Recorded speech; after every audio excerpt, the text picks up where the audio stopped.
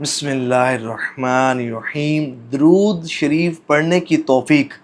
کن کو ملتی ہے؟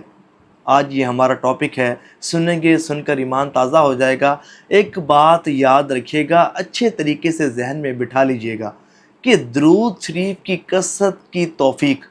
ان کو ملتی ہے کہ جن پر اللہ کریم اپنا کرم فرمانا چاہتا ہے، جن کو اپنی رحمتوں سے نوازنا چاہتا ہے، جن پر اپنی رحمتیں برسانا چاہتا ہے، جن کو اپنا قرب عطا فرمانا چاہتا ہے، جنہیں اپنی محبت سے نوازنا چاہتا ہے، جنہیں اپنی رضا سے مشرف فرمانا چاہتا ہے، جنہیں اپنے مقرب بندوں میں شامل فرمانا چاہتا ہے، جنہیں اپنے اولیاء کرام کی جماعت میں داخل فرمانا چاہتا ہے، اور جنہیں اپنے حبیب صلی اللہ علیہ وآلہ وسلم کی توجہ اور قرب خاص کا حقدار بنانا چاہتا ہے، جنہیں اپنے مقرب، پسندیدہ، برگزیدہ اور ہدایت یافتہ بندوں میں شامل فرمانا چاہتا ہے، جنہیں اولیاء کرام کی جماعت میں داخل فرمانا چاہتا ہے، اور جنہیں اپنے حبیب صلی اللہ علیہ وآلہ وسلم کے عشق کا جام پلانا چاہتا ہے، جنہیں اپنے حبیب صلی اللہ علیہ وآلہ وسلم کی محبت کی مٹھاس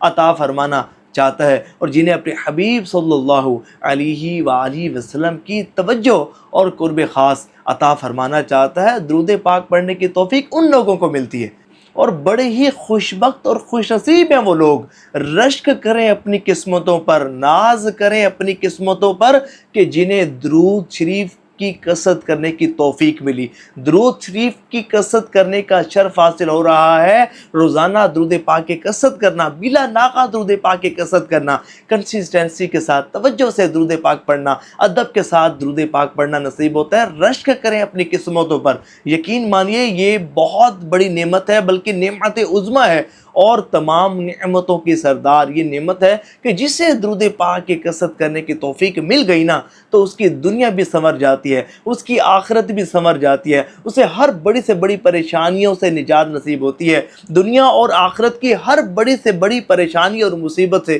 نجات حاصل کرنے کا بہترین وظیفہ درود پاک کی کثرت ہے۔ اللہ اور اس کے پیارے حبیب صلی اللہ علیہ وآلہ وسلم کا قرب حاصل کرنے کا، اور اپنی آخرت سنوارنے کا، اور کامیابی و کامرانی پانے کا بہترین وظیفہ درود پاک کی کثرت ہے۔ بلکہ جو چاہتا ہو کہ ہر قدم پر کامیابی اس کے قدم چومے، وہ کامیاب ہو، اس کی عزت کی جائے، اسے رشک بری نگاہوں سے دیکھا جائے، اس کی تعظیم کی جائے، لوگ اس کے ساتھ بہت اچھا بیہیو کریں، اس کی عزت ہو، اس کا رزق روزی کاروبار بہت اچھا ہو، اس کی لائف میں خوشحالی ہو، اس کی عمر میں برکت ہو، اسے چاہیے کہ درود پاک کی کثرت کرنے کو اپنا وظیفہ بنا لے۔ صرف ایک وظیفہ، درود پاک کا وظیفہ، یہ ایسا بہترین وظیفہ ہے کہ اس کے سارے معاملات اور سب پریشانیوں کا بہترین حل درود پاک کی کثرت ہے۔ ثواب کی نیت سے شیئر بھی کیجیے گا۔